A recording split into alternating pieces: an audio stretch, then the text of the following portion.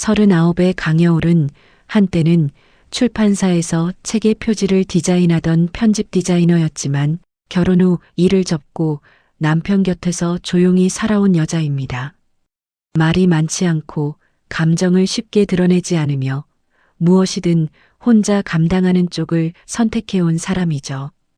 그런 여울이 오늘 혼자 병원에 왔습니다. 진료실 안은 형광등 불빛이 차갑게 내리쬐고 있었습니다. 의사 선생님이 모니터를 돌려 보여주며 무언가를 설명하는 동안 여울은 등을 곧게 세운 채 앉아 있었습니다. 숨을 들이쉬는 것도 잊은 것처럼 보였습니다. 위암 3기. 의사의 입술이 그 말을 뱉는 순간 진료실 안의 공기가 바뀌었습니다. 냉방기 소리, 복도에서 들려오는 발소리, 먼 곳에서 우는 아이의 울음소리. 모든 것이 동시에 들렸다가 동시에 멀어졌습니다. 여울은 울지 않았습니다. 진단서를 받아들고 2번 접었습니다. 마치 중요한 서류를 보관하듯 핸드백 안쪽 주머니에 밀어 넣었습니다. 그 손이 떨리지 않았습니다. 그것이 오히려 더 이상했습니다. 복도로 나오자 소독약 냄새가 코를 찔렀습니다. 어디선가 링거대 바퀴가 바닥을 구르는 소리가 들렸고 간호사 한 명이 빠른 걸음으로 지나쳐 갔습니다. 여울은 걷지 않았습니다. 복도 한가운데 서서 유리창 너머 봄 햇살을 바라보았습니다. 햇살이 비현실적으로 강렬했습니다. 오늘 같은 날에 이런 빛이 있다는 것이 낯설었습니다. 따뜻하고 환했습니다. 세상은 아무것도 모르는 얼굴이었습니다. 여울의 시선이 주차장 쪽으로 내려갔습니다. 남편 태석의 차가 보였습니다. 그가 운전석에 앉아 핸드폰을 들여다보고 있었습니다. 여울은 그 모습을 한동안 바라보다가 천천히 엘리베이터 버튼을 눌렀습니다. 아무것도 내색하지 않기로 한 것처럼 표정이 다시 평온해졌습니다. 엘리베이터 문이 열렸습니다. 형광등 불빛 아래 복도에는 여울이 지나간 자리만 남았습니다. 병원에서 돌아온 여울은 그날 저녁 남편에게 말했습니다. 집안에는 된장찌개 냄새가 가득했습니다. 태석이 먼저 들어와 저녁을 차려두었던 모양이었습니다. 냄비 뚜껑 사이로 김이 피어오르고 식탁 위에는 반찬 그릇이 가지런히 놓여 있었습니다. 평범하고 따뜻한 저녁 풍경이었습니다. 여울이 가방을 내려놓고 식탁 앞에 앉았습니다. 태석이 맞은편에 앉아 수저를 들여다 멈췄습니다. 여울의 표정이 평소와 달랐기 때문입니다. 여울이 천천히 입을 열었습니다. 위암이래. 3기. 된장찌개 냄새도 냄비에서 피어오르던 김도 모두 멈춘 것 같았습니다. 태석의 얼굴이 굳었습니다. 손에 들고 있던 수저가 식탁 위에 내려갔습니다. 그가 천천히 자리에서 일어나 여울의 손을 양손으로 감쌌습니다. 눈물이 맺혔습니다. 목이 메는 것처럼 입술을 꾹 눌렀습니다. 여울은 그 손의 온기를 느꼈습니다. 크고 따뜻한 손이었습니다. 이 사람이 옆에 있으니 괜찮겠다고 생각했습니다. 긴장이 조금 풀렸습니다. 눈물이 날 것 같았지만 참았습니다. 우는 것은 나중에 해도 된다고 스스로를 달랬습니다. 태석이 고개를 끄덕이며 무언가를 다짐하는 표정을 지었습니다. 든든해 보였습니다. 믿음직해 보였습니다. 여울을 바라보는 눈빛이 진지하고 간절해 보였습니다. 그런데 딱 한순간이 있었습니다. 여울이 고개를 살짝 숙이며 손등으로 눈가를 닦는 그 짧은 순간 0.5초도 채 되지 않는 그 사이에 태석의 눈빛이 달라졌습니다. 슬픔이 아니었습니다. 차갑고 빠르게 계산하는 눈빛이었습니다. 하지만 여울은 보지 못했습니다. 고개를 들었을 때는 이미 그 눈빛이 사라진 뒤였습니다. 냄비 속 된장찌개가 뭉근하게 끓고 있었습니다. 두 사람의 그림자가 벽에 나란히 드리워졌습니다. 식탁은 따뜻했습니다. 그러나 무언가가 아주 미세하게 어긋나 있었습니다. 그날 밤 여울은 오래 잠들지 못했습니다. 천장을 바라보며 조용히 숨을 고르다가 결국 눈을 감았습니다. 옆에서 태석의 고른 숨소리가 들렸습니다. 깊고 평온한 숨소리였습니다. 아무 걱정도 없는 사람의 숨소리처럼. 집안이 완전히 고요해진 건 자정이 한참 지난 뒤였습니다. 여울은 오랜 시간 뒤척이다 겨우 잠이 들었습니다. 이불이 가슴까지 올라와 있었고 가느다란 숨소리가 침실 안을 조용히 채우고 있었습니다. 창문 틈으로 바깥 가로등 불빛이 얇게 스며들어 여울의 얼굴 위에 희미한 그림자를 드리우고 있었습니다. 그 시각 서재 문이 소리 없이 닫혔습니다. 태석이 의자를 당겨 앉았습니다. 망설임이 없었습니다. 노트북 덮개를 열자 화면빛이 어두운 서재를 파랗게 물들였습니다. 그는 잠시 화면을 바라보다가 천천히 손가락을 키보드 위에 올렸습니다. 검색창의 단어가 하나씩 채워졌습니다. 탈륨, 중독 증상, 항암 부작용과 유사한 독성, 소량 지속 투여 시 나타나는 신체 변화. 그는 검색 결과를 꼼꼼히 읽었습니다. 스크롤을 내리는 속도가 일정했습니다. 흥분도 없었고 떨림도 없었습니다. 마치 업무 자료를 검토하는 사람처럼 침착했습니다. 화면 속 문장들을 눈으로 짚어가며 이따금 고개를 작게 끄덕였습니다. 옆에 놓인 작은 노트에 숫자들이 적혔습니다. 용량과 간격으로 보이는 숫자들이었습니다. 글씨는 단정했습니다. 급하거나 흐트러진 구석이 없었습니다. 파란 화면빛이 그의 얼굴을 가득 채웠습니다. 표정은 무감각했습니다. 눈썹 하나 움직이지 않았습니다. 오랜 시간 무언가를 준비해온 사람 특유의 담담하고 차가운 얼굴이었습니다. 작업이 끝나자 그는 검색 기록을 하나씩 삭제했습니다. 익숙한 손놀림이었습니다. 처음 하는 일이 아닌 것처럼 빠르고 조용했습니다. 노트북 덮개를 닫고 노트를 서랍 안쪽에 밀어 넣었습니다. 서재 불을 끄기 전 태석이 잠깐 멈췄습니다. 고개를 돌려 침실 쪽을 바라보았습니다. 문이 살짝 열려 있었습니다. 문틈 사이로 자는 여울의 윤곽이 보였습니다. 이불 속에 작게 웅크린 모습이었습니다. 태석은 그 모습을 몇 초간 바라보았습니다. 어떤 감정도 얼굴에 드러나지 않았습니다. 그리고 조용히 불을 껐습니다. 서재가 어둠 속에 잠겼습니다. 집 안 어디에서도 소리가 나지 않았습니다. 여울의 가느다란 숨소리만이 그 고요한 밤 안에 홀로 남아 있었습니다. 항암 치료가 시작된 지 2주가 지났습니다. 병원 병실은 늘 비슷한 냄새가 났습니다. 소독약과 린넨 시트가 섞인 냄새, 그리고 어딘가에서 흘러들어오는 병원 밤 냄새가 복도를 가득 채우고 있었습니다. 창밖으로 봄 햇살이 들어왔지만 유리를 통과한 빛은 온기가 적었습니다. 여울은 침대에 등을 기댄 채 앉아 있었습니다. 링거줄이 손등에 꽂혀 있었고 머리카락이 눈에 띄게 빠지기 시작한 터라 얇은 니트 모자를 쓰고 있었습니다. 창밖을 바라보는 눈빛은 고요했지만 어깨가 조금 처져 있었습니다. 몸이 무겁다는 것이 그 자세만으로도 느껴졌습니다. 그때 병실 문이 열렸습니다. 태석이 보온 가방을 들고 들어왔습니다. 미역국 냄새가 차가운 병실 공기를 밀어내며 먼저 들어왔습니다. 구수하고 따뜻한 냄새였습니다. 여울의 표정이 조금 밝아졌습니다. 침대 난간을 잡고 몸을 일으키려 하자 태석이 손을 내밀어 등을 받쳐주었습니다.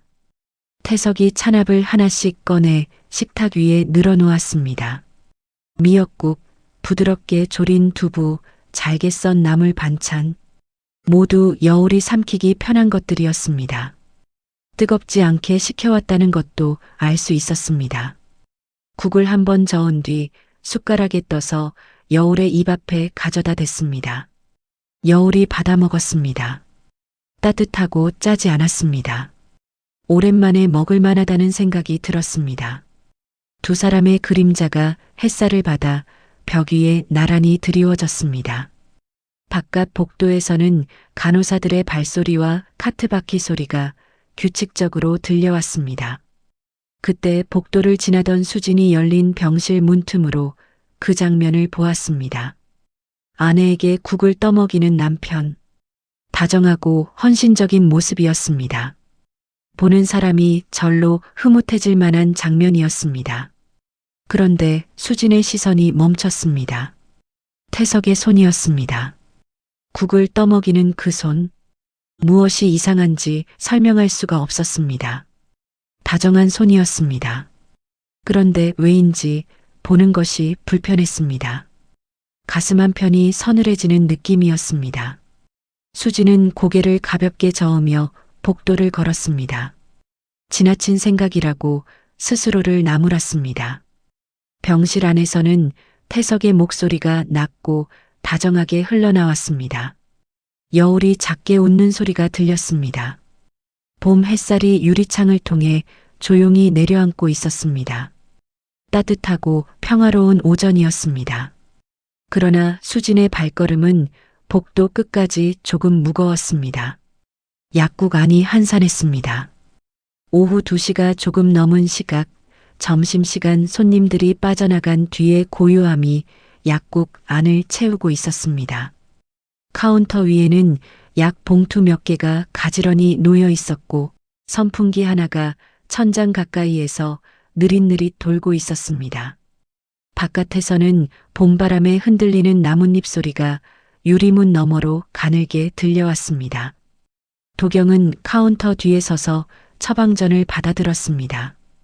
항암 치료 중인 환자의 처방전이었습니다. 몇 달째 보아온 익숙한 이름이었습니다. 강여울. 도경은 처방전을 훑어보며 약을 집기 시작했습니다. 손이 선반 위를 오가는 동안 눈은 카운터 너머 여울을 향해 있었습니다. 여울은 카운터 앞에 서 있었습니다. 아니, 기대어 있었습니다. 서 있는 것만으로도 힘에 부쳐 보였습니다. 니트 모자 아래로 드러난 얼굴이 창백했고 눈 아래 그늘이 짙었습니다. 손끝이 약간 떨리는 것도 보였습니다. 도경의 손이 잠깐 멈췄습니다. 항암 부작용이라면 이 정도는 있을 수 있었습니다. 그러나 머릿속에서 무언가가 걸렸습니다. 손발 저림, 극심한 피로, 눈 주위에 거무스름한 멍. 각각의 증상은 설명이 됐습니다. 그런데 그것들이 한꺼번에 이 시기에 이 속도로 나타난다는 것이 맞지 않았습니다. 항암 치료가 잘 될수록 조금씩 나아져야 하는데 여울은 오히려 지난달보다 더 나빠진 얼굴이었습니다. 도경은 약을 봉투에 담으면서 머릿속으로 빠르게 계산했습니다. 치료 시작일, 증상 변화 시점, 지금의 상태. 숫자들이 맞지 않았습니다. 퍼즐 조각 하나가 빠진 것처럼 어딘가 어긋나 있었습니다. 약 봉투를 건네며 도경이 조심스럽게 물었습니다. 혹시 요즘 집에서 드시는 음식 중에 달라진 게 있으세요? 여울은 잠깐 생각하다 고개를 저었습니다. 아니요. 남편이 매일 직접 챙겨주는 걸 먹고 있어요. 병원에도 꼭 음식을 가져온다고, 얼마나 고마운지 모른다고 작은 목소리로 말했습니다. 도경의 손이 봉투를 쥔 채 멈췄습니다. 남편이 매일 직접 챙겨준다. 그 말이 어딘가에 걸렸습니다. 왜인지 설명할 수 없었습니다. 그냥 지나쳐도 되는 말이었습니다. 하지만 가슴 한쪽에 작은 돌멩이 하나가 떨어진 것처럼 그 자리에서 사라지지 않았습니다. 여울이 약 봉투를 받아들고 천천히 약국 문을 나섰습니다. 유리문이 닫히고 봄바람이 잠깐 들어왔다가 나갔습니다. 도경은 그 뒷모습을 바라보다가 조용히 시선을 내렸습니다. 카운터 위에 처방전이 그대로 놓여 있었습니다. 도경은 그것을 다시 한번 천천히 들여다보았습니다. 병원 주차장은 밤이 되면 한산해졌습니다. 가로등 하나가 태석의 차를 겨우 비추고 있었습니다. 그 불빛 아래로 아스팔트가 축축하게 젖어 있었습니다. 낮 동안 내린 봄비가 남긴 흔적이었습니다. 어딘가에서 빗물이 배수구로 흘러내리는 소리가 가늘게 들렸습니다. 주차장 끝쪽에 세워진 차들은 불을 끈 채 조용했습니다. 채원은 조수석에 앉아 태석을 기다리고 있었습니다. 태석이 잠깐 자리를 비운 사이였습니다. 채원은 창밖을 바라보다가 핸드폰을 집어들었습니다. 특별한 이유는 없었습니다. 그냥 무료했습니다. 태석의 핸드폰이 잠금도 풀린 채 조수석 시트 위에 놓여 있었습니다. 채원은 별 생각 없이 화면을 건드렸습니다. 화면이 켜졌습니다. 최근 검색 기록이 그대로 떠 있었습니다. 채원의 눈이 화면 위를 스쳤습니다. 그리고 멈췄습니다. 탈륨, 중독, 치사량, 검출한계. 채원은 화면을 다시 위로 올렸습니다. 같은 단어들이었습니다. 손가락이 화면 위에서 굳었습니다. 심장이 쿵 하고 내려앉는 느낌이었습니다. 머릿속이 빠르게 돌아갔습니다. 탈륨이 무엇인지 채원은 알고 있었습니다. 독성 물질이었습니다. 소량씩 지속적으로 투여하면 증상이 서서히 나타나는 발견하기 어려운 독이었습니다. 그것을 태석이 검색했습니다. 용량과 검출 한계까지. 그 순간 차 문이 열렸습니다. 태석이 탔습니다. 채원이 핸드폰을 내려놓았습니다. 태석이 그것을 보았습니다. 채원의 굳은 얼굴을 보았습니다. 채원은 시선을 창밖으로 돌렸습니다. 태석이 말없이 핸드폰을 집어들었습니다. 화면을 확인했습니다. 잠금을 걸었습니다. 그리고 아무 말도 하지 않았습니다. 해명하지도 화내지도 않았습니다. 그 침묵이 가장 무서웠습니다. 따지거나 소리치는 것보다 아무것도 묻지 않는 그 고요함이 오히려 경고처럼 느껴졌습니다. 태석이 시동을 걸었습니다. 차가 천천히 주차장을 빠져나갔습니다. 채원은 창밖을 바라보았습니다. 가로등 불빛이 차 유리 위를 스치며 지나갔습니다. 빗물에 젖은 아스팔트가 불빛을 받아 반짝였습니다. 아름답다고 느낄 수 있는 풍경이었지만 지금 채원의 눈에는 아무것도 들어오지 않았습니다. 머릿속에서 한 사람의 얼굴이 떠올랐습니다. 한 번도 제대로 본 적 없는 얼굴이었습니다. 그러나 이름은 알고 있었습니다. 강여울, 태석의 아내. 조용한 차 안에서 빗물 흘러가는 소리만 창밖에서 들렸습니다. 채원의 집에는 불이 하나만 켜져 있었습니다. 거실 한쪽 스탠드 조명이었습니다. 노란 불빛이 좁게 퍼져나와 소파 주변만 겨우 밝히고 있었습니다. 나머지 공간은 어둠 속에 잠겨 있었습니다. 창밖으로는 아파트 단지의 불빛들이 점점이 보였습니다. 누군가의 집은 환했고 누군가의 집은 이미 꺼져 있었습니다. 새벽이 가까워지고 있었습니다. 채원은 소파에 웅크리고 앉아 있었습니다. 무릎을 당겨 안은 채 술잔을 손에 쥐고 있었습니다. 테이블 위에 소주병이 놓여 있었습니다. 얼마나 마셨는지 병이 반쯤 비어 있었습니다. 술을 잘 마시는 편이 아닌데도 멈추지 않았습니다. 무언가를 지우고 싶었습니다. 아니면 무감각해지고 싶었습니다. 테이블 위 핸드폰 화면에 번호 하나가 떠 있었습니다. 경찰서 번호였습니다. 화면이 꺼졌다가 채원이 다시 켜기를 몇 번 반복했습니다. 통화 버튼 위에 손가락을 올렸습니다. 그리고 내렸습니다. 태석의 눈빛이 떠올랐습니다. 차 안에서 아무 말도 하지 않던 그 눈빛. 화내지 않아서 더 무서웠던 그 침묵. 채원은 그것이 경고였다는 것을 알았습니다. 신고하면 어떻게 될지 말하지 않아도 알 수 있었습니다. 여울의 얼굴도 떠올랐습니다. 한 번도 마주친 적 없는 얼굴이었습니다. 그러나 태석의 핸드폰 속 사진에서 몇 번 본 적은 있었습니다. 웃고 있는 사진이었습니다. 평범하고 조용해 보이는 얼굴이었습니다. 지금 이 순간 병원 침대에 누워있을 그 여자. 채원은 술을 한 모금 마셨습니다. 모르는 사람이었습니다. 자기 일이 아니었습니다. 확실하지도 않았습니다. 검색 기록만으로는 아무것도 증명할 수 없었습니다. 그렇게 스스로를 달랬습니다. 합리적인 이유들을 하나씩 꺼내어 쌓았습니다. 그 이유들이 꽤 그럴듯해 보였습니다. 핸드폰을 뒤집어 놓았습니다. 화면이 테이블에 닿으며 꺼졌습니다. 거실이 더 어두워진 것 같았습니다. 스탠드 불빛이 아까보다 약해진 것은 아니었지만 그렇게 느껴졌습니다. 채원은 무릎을 더 깊이 당겨 안았습니다. 소주잔을 내려놓았습니다. 목을 타고 내려간 것이 술인지 죄책감인지 알 수 없었습니다. 새벽 3시였습니다. 아파트 단지 어딘가에서 고양이 울음소리가 길게 들려왔습니다. 대답하는 소리는 없었습니다. 채원은 눈을 감았습니다. 그러나 쉽게 잠들지 못했습니다. 핸드폰은 뒤집힌 채 테이블 위에 놓여 있었습니다. 경찰서 번호는 그 안에서 저장된 채로 남아 있었습니다. 도경은 약국 문을 닫고 혼자 카운터 앞에 앉았습니다. 셔터를 내리고 불을 끄기 전 의자를 당겨 앉아 서랍에서 종이 한 장을 꺼냈습니다. 며칠 전부터 머릿속에서 맴돌던 것들을 이제 눈앞에 펼쳐놓을 때가 됐다고 생각했습니다.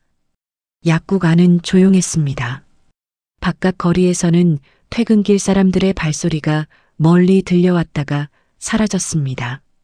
형광등이 윙하는 소리를 내며 카운터를 밝히고 있었습니다.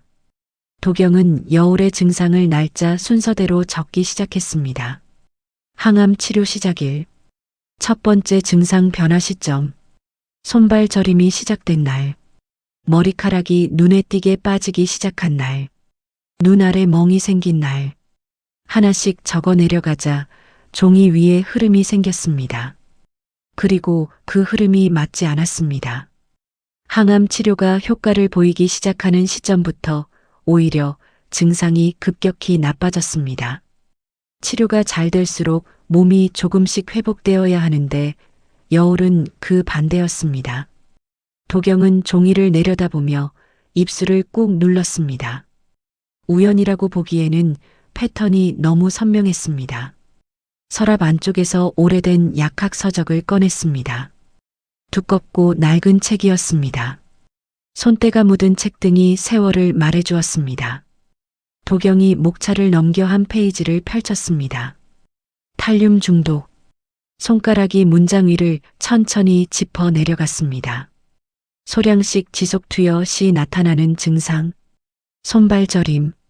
극심한 피로. 탈모.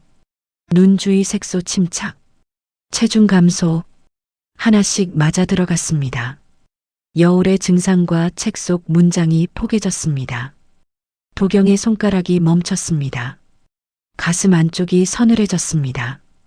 약사로 살아온 20년 동안 이런 느낌은 처음이었습니다. 같은 시각 여울의 집 부엌에서는 불이 켜져 있었습니다. 태석이 냄비 앞에 서 있었습니다. 가습을 위해서 죽이 천천히 끓고 있었습니다. 뽀얀 김이 올라오고 부드러운 냄새가 부엌 안을 가득 채웠습니다. 태석은 냄비를 한 번 저은 뒤 한 손으로 주머니에서 작은 봉투를 꺼냈습니다. 흰색의 작은 봉투였습니다. 그는 주변을 한번 확인하지도 않았습니다. 익숙한 동작이었습니다. 봉투 안의 가루를 죽 속에 천천히 털어 넣었습니다. 냄비를 저었습니다. 가루는 흔적 없이 사라졌습니다. 색도 향도 변하지 않았습니다. 죽은 여전히 부드럽고 따뜻한 냄새를 풍겼습니다. 태석이 뚜껑을 덮었습니다. 가스를 껐습니다. 부엌 불을 끄고 거실로 나갔습니다. 도경은 서적을 덮었습니다. 그리고 전화기를 집어들었습니다.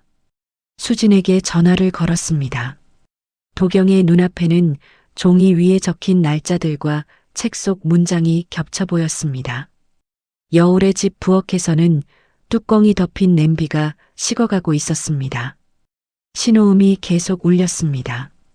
수진이 전화를 받은 건 신호음이 5번 울린 뒤였습니다. 도경은 그날 밤 짧게 말했습니다. 직접 만나야 할 것 같다고, 여울에 관한 일이라고. 수진은 말없이 듣다가 알겠다고 했습니다. 전화가 끊겼습니다. 두 사람 모두 그날 밤 쉽게 잠들지 못했습니다. 다음 날 저녁 병원 옥상 정원에 도경과 여울이 마주 앉았습니다. 옥상 정원은 작았습니다. 화분 몇 개가 난간을 따라 놓여 있었고 이름 모를 풀꽃들이 저녁 바람에 조용히 흔들리고 있었습니다. 저 멀리 병원 건물 너머로 노을이 지고 있었습니다. 붉고 조용한 빛이었습니다. 이 시간에 옥상에 올라오는 사람은 많지 않았습니다. 두 사람 외에는 아무도 없었습니다. 도경이 종이 한 장을 꺼냈습니다. 여울의 증상을 날짜 순서대로 적은 표와 약학 서적에서 옮겨 적은 탈륨 중독 증상 목록이 나란히 적혀 있었습니다. 도경은 아무 말도 하지 않았습니다. 종이를 여울 앞에 내려놓았습니다. 여울은 그것을 천천히 들여다보았습니다. 한 줄 한 줄. 읽는 속도가 일정했습니다. 저녁 바람이 화분의 나뭇잎을 살짝 흔들었습니다. 어딘가에서 새 한 마리가 울다가 멈췄습니다. 노을빛이 조금씩 옅어지고 있었습니다. 여울이 종이를 다 읽었습니다. 시선을 들지 않고 잠시 그대로 있었습니다. 오래 침묵이 흘렀습니다. 도경도 말을 꺼내지 않았습니다. 노을빛이 여울의 옆 얼굴을 길게 물들였습니다. 눈가가 붉어졌습니다. 그러나 눈물은 흐르지 않았습니다. 이 여자는 슬픔을 몸 안 깊은 곳으로 가라앉히는 사람이었습니다. 울음이 나올 자리에 다른 무언가를 채워 넣는 사람이었습니다. 여울이 종이를 반으로 접었습니다. 가방에 넣었습니다. 진단서를 접던 그 손으로 똑같이 반듯하게, 그리고 천천히 도경을 바라보았습니다. 고마워요. 이제 내가 할 일이 생겼네요. 그 말 안에 담긴 것이 무엇인지 도경은 알 수 있었습니다. 슬픔이 아니었습니다. 분노도 아니었습니다. 그보다 훨씬 차갑고 단단한 무언가였습니다. 여울이 자리에서 일어섰습니다. 무릎이 잠깐 흔들렸습니다. 그러나 곧 잡혔습니다.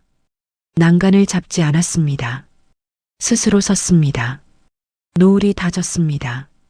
옥상 정원에 어스름이 내려앉았습니다. 화분 속 풀꽃들이 바람에 조용히 흔들렸습니다. 여울의 뒷모습이 옥상 문 쪽으로 천천히 멀어졌습니다.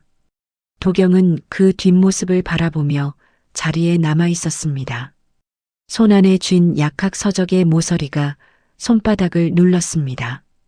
그날 저녁 여울은 집으로 돌아왔습니다. 현관문을 열자 부엌에서 냄새가 흘러나왔습니다. 태석이 먼저 와 있었습니다. 죽을 끓이고 있었습니다. 며칠 전까지만 해도 그 냄새가 고마웠습니다. 오늘은 달랐습니다. 여울은 가방을 내려놓고 식탁 앞에 앉았습니다. 평소와 같은 자리였습니다. 평소와 같은 자세였습니다. 아무것도 달라지지 않은 것처럼 앉았습니다. 태석이 죽 냄비를 들고 식탁으로 왔습니다. 뚜껑을 열자 하얀 김이 피어올랐습니다. 부드럽고 따뜻한 냄새가 여울의 얼굴을 감쌌습니다. 태석이 죽을 그릇에 담아 여울 앞에 놓았습니다. 색이 곱고 결이 고왔습니다. 정성스럽게 끓인 죽이었습니다. 보기에는 그랬습니다. 여울이 숟가락을 들었습니다. 숟가락이 그릇 가까이 내려갔습니다. 입술 바로 앞에서 멈췄습니다. 여울의 손이 미세하게 흔들렸습니다. 그러나 표정은 흔들리지 않았습니다. 오늘따라 속이 좋지 않다고 말했습니다. 웃으면서 입맛이 없다고 말했습니다. 미안해. 정성껏 끓여왔는데. 태석의 눈빛이 아주 짧은 순간 흔들렸습니다. 그러나 여울은 보았습니다. 처음으로 제대로 보았습니다. 저 눈빛이 무엇인지 이제는 알았습니다. 태석이 자연스럽게 그릇을 거두었습니다. 내일 다시 끓여줄게. 괜찮아. 목소리는 여전히 다정했습니다. 여울이 고맙다고 말하며 태석의 손을 잠깐 잡았습니다. 따뜻하게 아무것도 모르는 아내처럼 태석이 부드럽게 손을 감쌌습니다. 두 사람이 마주보며 작게 웃었습니다. 평범한 저녁의 풍경이었습니다. 태석이 설거지를 하러 부엌으로 들어갔습니다. 수돗물 소리가 집안을 채웠습니다. 여울은 태석의 등을 바라보았습니다. 오래 바라보았습니다. 물소리가 집 안가득 울렸습니다. 아무것도 모르는 소리처럼, 아무 죄도 없는 소리처럼 여울은 시선을 내려 자신의 손을 바라보았습니다.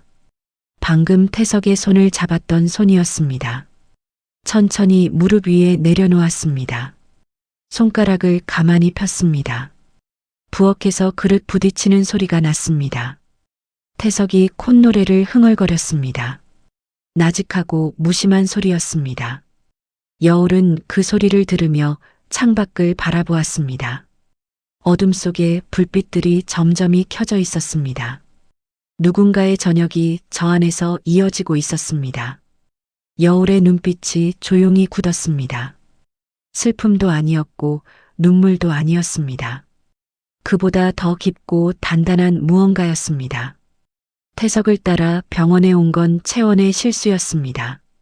태석이 여울의 검사 결과를 확인하러 간다고 했을 때 채원은 아래층 카페에서 기다리겠다고 했습니다. 병원 로비 한쪽 카페였습니다. 천장이 높고 유리창이 넓었습니다. 바깥 햇살이 가득 들어오는 자리였습니다. 채원은 커피를 시키고 창가에 앉았습니다. 잡지를 펼쳤습니다. 읽히지 않았습니다. 잠시 후 자리에서 일어나 화장실을 찾다가 엘리베이터 앞을 지나쳤습니다. 그때 엘리베이터 문이 열렸습니다. 여울이 나왔습니다. 링거대를 끌고 있었습니다. 링거줄이 손등에 꽂혀 있었고 링거대 바퀴가 바닥을 구르는 소리가 났습니다. 니트 모자를 쓰고 있었습니다. 걸음이 느렸습니다. 한 걸음 한 걸음이 조심스러웠습니다. 그러나 허리는 곧게 세우고 있었습니다. 채원은 그 자리에 굳었습니다. 여울은 채원을 몰랐습니다. 낯선 사람이었습니다. 눈이 잠깐 마주쳤지만 그냥 지나쳤습니다. 아무 의미 없는 스침이었습니다. 여울에게는 그랬습니다. 채원은 걷지 못했습니다. 여울의 걸음이 느렸습니다. 링거줄이 가볍게 흔들렸습니다. 모자 아래로 드러난 얼굴이 창백했습니다. 그러나 눈빛은 살아있었습니다. 어딘가를 향해 가고 있는 사람의 눈빛이었습니다. 포기한 사람의 얼굴이 아니었습니다. 저렇게 작은 사람이 저렇게 애써 걷고 있었습니다. 채원은 그 뒷모습을 멈춰서서 바라보았습니다. 시선을 거두지 못했습니다. 여울이 복도 끝 창가 의자에 앉았습니다. 창밖을 바라보며 잠깐 눈을 감았습니다. 봄 햇살이 그 얼굴 위에 내려앉았습니다. 고요하고 작은 모습이었습니다. 채원은 계단 쪽으로 걸어갔습니다. 아무도 없는 곳이었습니다. 벽에 등을 기댔습니다. 천천히 무너지듯 등을 밀어 넣었습니다. 머리 위로 형광등이 희고 차갑게 켜져 있었습니다. 처음으로 울었습니다. 소리가 나지 않았습니다. 손으로 입을 막았습니다. 어깨가 가늘게 떨렸습니다. 눈물이 손등 위로 흘러내렸습니다. 무엇 때문에 우는지 스스로도 알 수 없었습니다. 여울이 불쌍해서인지 자신이 한심해서인지 아니면 이미 늦어버린 것 같아서인지 그 모든 것이 뒤섞여 있었습니다. 계단 위쪽에서 발소리가 들려왔습니다.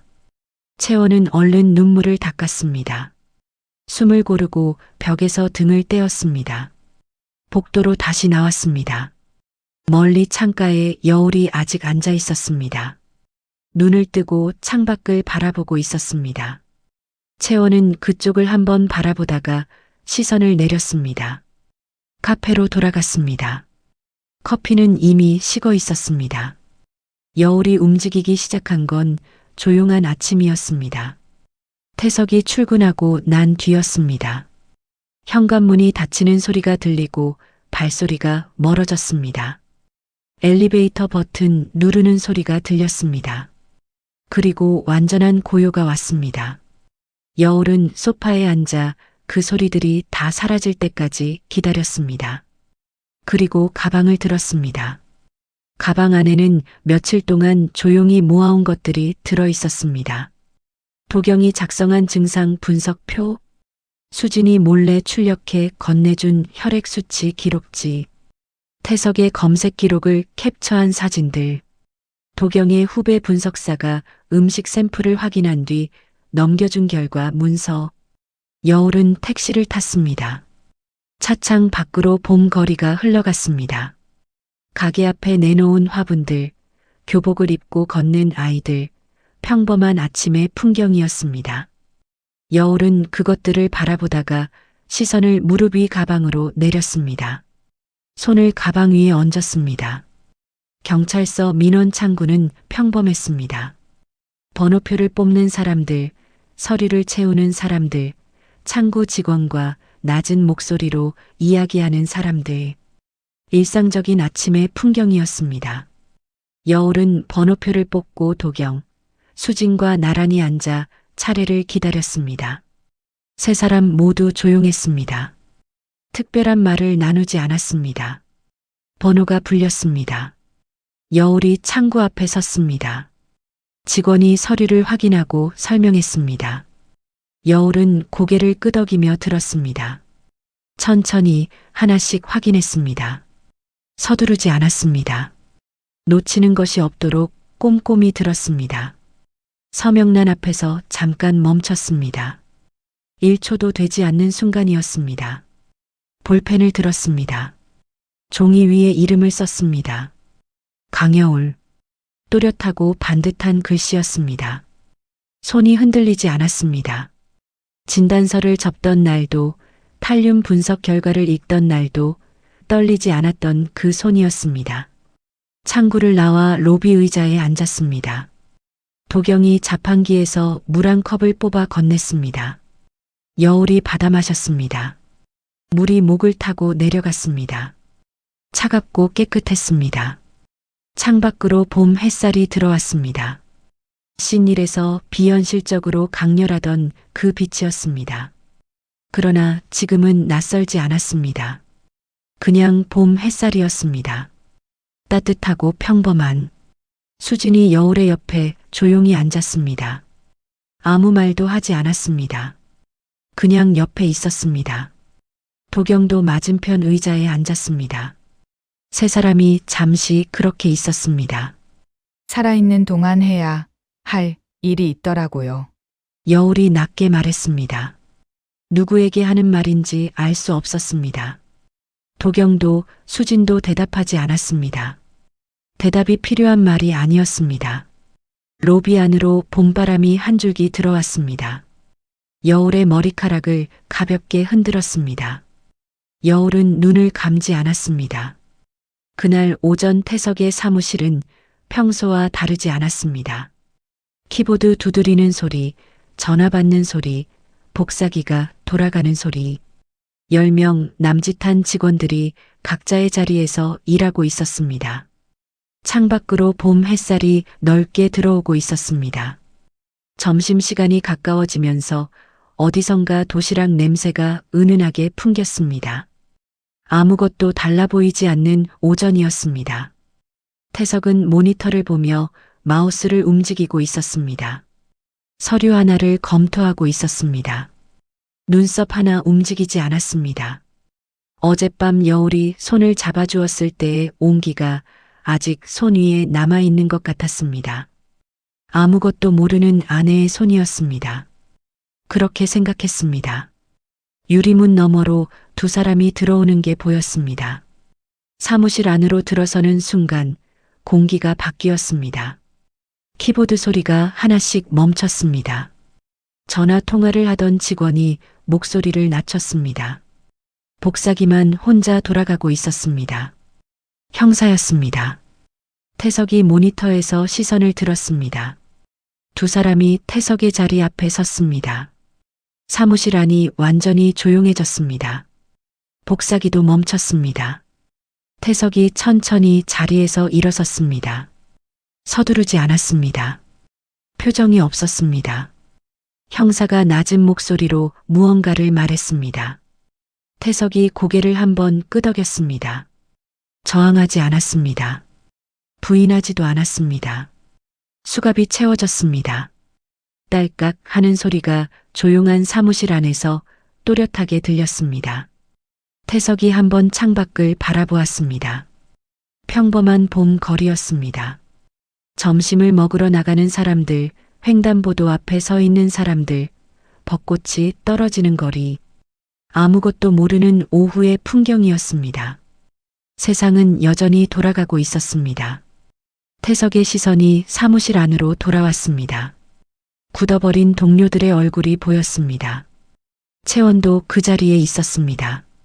자신의 자리에 앉아 손을 무릎 위에 내려놓은 채 시선을 바닥으로 향하고 있었습니다. 고개를 들지 않았습니다. 태석은 채원을 오래 바라보지 않았습니다. 형사들과 함께 걸었습니다. 사무실을 가로지르는 동안 발소리만 들렸습니다. 유리문이 열렸습니다. 태석이 문을 나섰습니다. 뒤를 돌아보지 않았습니다. 유리문이 천천히 닫혔습니다. 사무실 안에 침묵이 남았습니다. 누구도 먼저 말을 꺼내지 못했습니다. 잠시 후 전화 한 통이 울렸습니다. 직원 하나가 천천히 수화기를 들었습니다. 일상이 다시 시작되려 하고 있었습니다. 그러나 태석이 앉아있던 자리는 텅 빈 채로 남아 있었습니다. 모니터 화면이 절전 모드로 꺼졌습니다. 채원이 경찰서 문을 밀고 들어간 건 태석이 체포된 다음 날 저녁이었습니다. 혼자였습니다. 아무도 데려오지 않았습니다. 누구에게도 말하지도 않고 퇴근 후 곧장 걸어왔습니다. 봄 저녁이었습니다. 노을이 건물들 사이로 붉게 번지고 있었습니다. 채원은 외투 단추를 잠그며 유리문을 열었습니다. 민원실 안은 조용했습니다. 저녁 시간이라 낮보다 한산했습니다. 형광등 불빛이 희고 고르게 내려앉아 있었습니다. 채원이 창구 앞에 섰습니다. 잦은 출석이라고 말했습니다. 직원이 잠깐 채원을 바라보다가 안내했습니다. 조서를 쓰는 동안 손이 여러 번 멈췄습니다. 알게 된 날짜를 적을 때 멈췄습니다. 왜 신고하지 않았는지를 적을 때 더 오래 멈췄습니다. 볼펜 끝이 종이 위에서 떠 있었습니다. 담당 형사가 재촉하지 않고 기다렸습니다. 채원은 숨을 한번 고르고 다시 썼습니다. 두려웠다고, 몰랐다고 쓰지 않았습니다. 알면서도 말하지 못했다고 그대로 썼습니다. 서명을 하고 나왔습니다. 민원실 유리문이 등 뒤에서 닫혔습니다. 노을이 거의 다 졌습니다. 하늘이 짙은 남색으로 변해가고 있었습니다. 채원은 잠시 경찰서 계단 앞에 서 있었습니다. 어디로 가야 할지 몰랐습니다. 발이 움직이지 않았습니다. 그러다 걸었습니다. 병원 쪽이었습니다. 스스로도 몰랐습니다. 걷다 보니 그쪽이었습니다. 버스 두 정거장 거리였습니다. 채원은 타지 않고 걸었습니다. 봄 저녁 거리에 가로등이 하나씩 켜지고 있었습니다. 편의점 앞에서 잠깐 멈췄습니다. 들어갔다 나왔습니다. 손에 귤 한 봉지가 들려 있었습니다. 병원 로비를 지나 엘리베이터를 탔습니다. 여울이 입원한 층 버튼을 눌렀습니다. 호실을 알고 있었습니다. 태석이 한번 무심코 말했던 것을 기억하고 있었습니다. 엘리베이터 문이 열리고 복도가 보였습니다. 형광등 불빛이 길게 이어져 있었습니다. 채원이 복도를 걸었습니다. 걸음이 느려졌습니다. 병실 번호를 하나씩 확인하며 걸었습니다. 닫힌 문이었습니다. 문 아래 틈으로 불빛이 새어나왔습니다. 여울이 저 안에 있었습니다. 채원은 한참을 서 있었습니다. 손잡이에 손을 대지 않았습니다. 노크도 하지 않았습니다. 들어갈 수 없었습니다. 들어가서는 안 된다는 것도 알았습니다. 무슨 말을 해야 할지 알 수 없었습니다. 어떤 말도 충분하지 않았습니다. 귤 봉지를 문 앞 바닥에 내려놓았습니다. 천천히 조용히 그리고 돌아섰습니다. 복도를 걸었습니다. 뒤를 돌아보지 않고 엘리베이터 버튼을 눌렀습니다. 기다리는 동안 복도 끝 창문 너머로 밤 하늘이 보였습니다. 별이 하나 보였습니다. 흐릿하고 작은 별이었습니다. 병실 안여울은 창가에 앉아 있었습니다. 바깥을 바라보다가 문 쪽에서 들리는 발소리를 들었습니다. 멈추는 소리, 오래 머무는 소리, 그리고 멀어지는 소리. 여울이 천천히 문을 열었습니다. 복도에는 아무도 없었습니다. 귤 봉지만 문 앞에 놓여 있었습니다. 여울은 그것을 내려다보았습니다. 몇 달이 지났습니다. 병실 창가에 작은 화분이 하나 놓여 있었습니다. 누가 가져다 둔 것인지 여울은 묻지 않았습니다. 어느 날 아침 눈을 떴을 때 거기 있었습니다. 손가락 한마디만 한 새싹이 흙 위로 올라와 있었습니다. 연두색이었습니다. 여리고 작았습니다. 그러나 똑바로 서 있었습니다. 여울의 얼굴이 달라져 있었습니다. 창백하던 얼굴에 혈색이 조금 돌아왔습니다. 탈륨 투여가 멈추고 몸이 조금씩 제 리듬을 찾아가고 있었습니다. 항암 치료도 이전보다 효과가 나타나기 시작했습니다. 니트 모자 아래로 머리카락이 조금씩 자라고 있었습니다. 가늘고 짧았지만 자라고 있었습니다. 여울은 창가 의자에 앉아 있었습니다.